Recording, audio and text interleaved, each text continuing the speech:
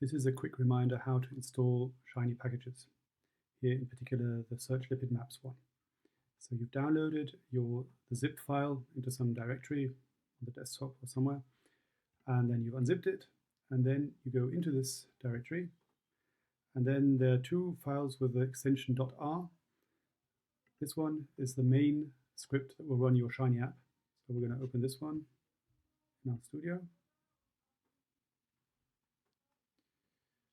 And it is possible that in your installation of RStudio, it will tell you whether or not you've got everything installed that you need to run this. But in case it doesn't tell you anything, or you know that you've got an old version, you have to do it yourself. So let's see how we do this. We go back to here and we open this other .r file, install required packages.r, and that will be opened here. It's a good idea to just check that you're in the right directory. This can be done with get working directory.